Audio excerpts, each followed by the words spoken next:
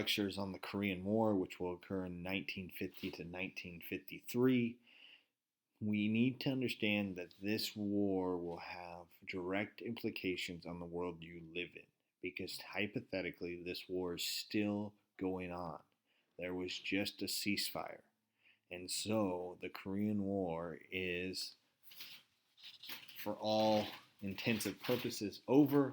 However, at the same time, there was no end.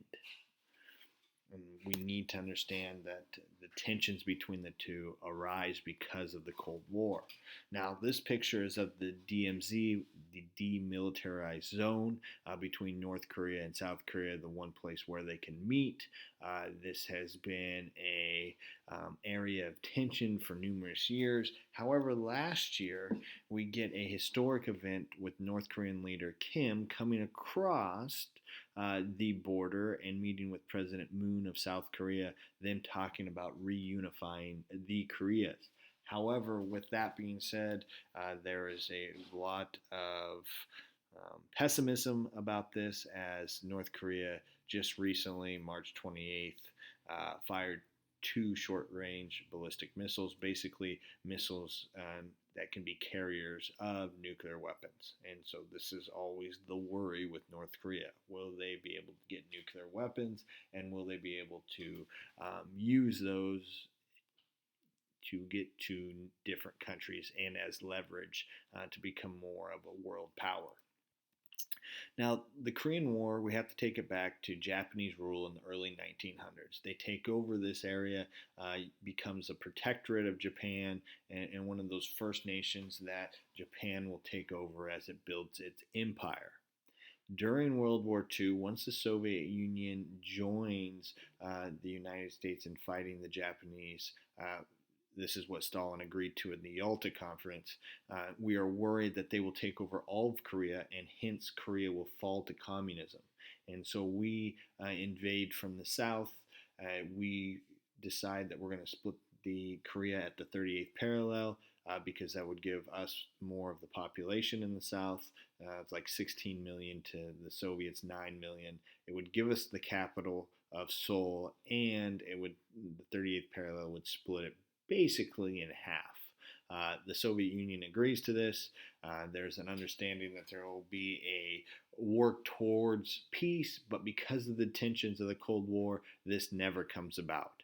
And so you get the North under the Soviet Union creating a communist country, which is under Kim's grandfather at the time, and the South, which will have dictators at first. It won't be until the late 1980s that we get more of a democratic government in the South Korea, but at least it's a government that is against communism at this time. Now, I'll start with Kim's grandfather, Kim Il Sung. He asked permission from Stalin to invade. Now, Stalin says yes, gives him money, gives him weapons, and so it was a huge surprise invasion that will begin in June 25th, 1950, and basically North Korea will take much of South Korea. As you can see in this picture, pushes South Korean troops all the way into the southern border. It was a huge surprise, a huge shock. Now Truman is going to go to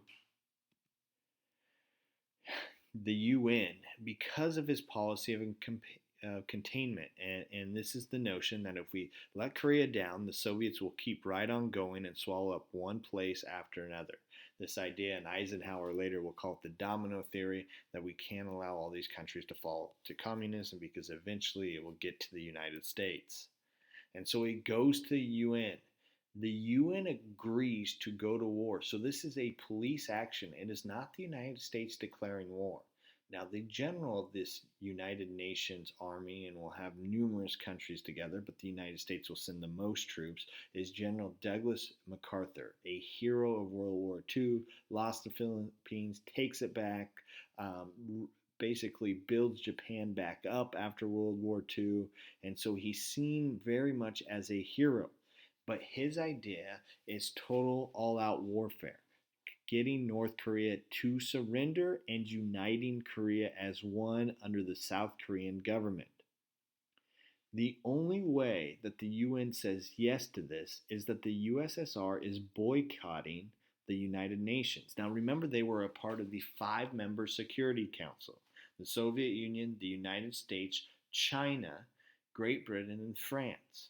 The reason they were boycotting was that the United Nations had recognized the government of China as the nationalists who, once they were kicked out by Mao Zedong and the communists, moved to Taiwan. And so we weren't actually recognizing China as a country technically. We're recognizing the nationalist government that was located in Taiwan as the government of China, which basically was a slap in the face for communists, hence why the Soviet Union was boycotting, hence why they didn't vote this down, because if they were there, they would have told the United Nations, no, you can't send troops to fight North Korean troops because North Korean troops are allies with us. And so it allows us to not have to do this alone. We can use the United Nations. We will not see this in Vietnam, which maybe is one of the big problems. Now, we were kind of caught in a between a rock and a hard place here. We didn't really have a chance, and General Douglas MacArthur is going to try this crazy landing at Incheon right here, and he's going to use this pincher movement in military of basically landing troops behind the enemy and then advancing this way. This landing, this sea and landing, was highly dangerous and in dangerous waters, but worked to perfection, and we were able to push the North Korean troops up. However, the question becomes, because the policy of containment was containing communism, that once we got to the 38th parallel, we should stop. And here becomes a huge difference in warfare. General MacArthur thinks that it should be all-out warfare. We should take all of North Korea. We should unite the Koreans and get rid of the North Korean Communist government. Truman, on the other hand, doesn't want to start World War III. He doesn't want the Soviet Union and China to come in. And so he says, no, we want to contain it. And so this difference in opinions will lead to MacArthur being fired. But before this, MacArthur is able to push up and go on the offensive into North Korea. As he gets closer to the Chinese border, China warns that, hey, you're getting a little too close. You need to stop. We don't.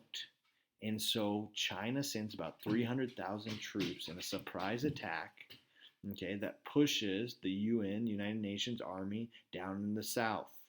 We finally are able to push them back, and we'll spend the last 2 years of the war on the 38th parallel. There will be an armistice that is still there today that will be signed on July 1953 under Eisenhower. And so, at the end of the war, we will still get this line of the 38th parallel. So the invasion of North Korea to take over South Korea and unite Korea as one fails. And we are able to contain communism.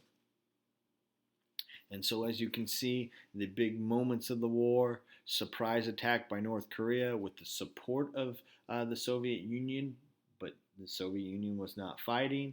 The United Nations comes in, we push their forces back.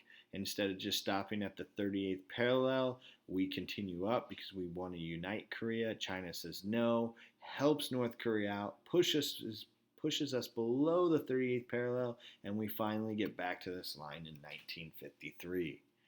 This is very much called the Forgotten War. It is sandwiched between World War II and Vietnam, and so we don't hear much about it. But it does have a huge toll on the United States. 5.8 million Americans will serve, over 36,000 will die, over 8,000 will be missing in action or buried at sea, and there will be over 100,000 wounded. And so this is a war that doesn't get a lot of attention, but is important. And here is why. The goal of the Korean War for the UN and United States differed, but at the end of the day, it was to contain communism. And we accomplished this. This is going to give our policy of containment another check. Okay, we had Berlin airlift. We had lost China, so that was a thumbs down. But Berlin airlift, good. Okay, the Korean War, yes, we contain communism, we keep South Korea free of communism. The goal of North Korea was to unite Korea again, like it was before Japan had invaded, and they did not accomplish this. So the question becomes, who actually won? By all measures, you would say the United States because they wanted to keep it. But because of our Cold War policy, starting at the end of World War II, we have split a nation that historically had been unified. So is that an actual win? And so as we continue, we see Cold War politics taking a toll and having a major impact on the world we live in. And this is what we will talk about more on our next class. Have a wonderful evening.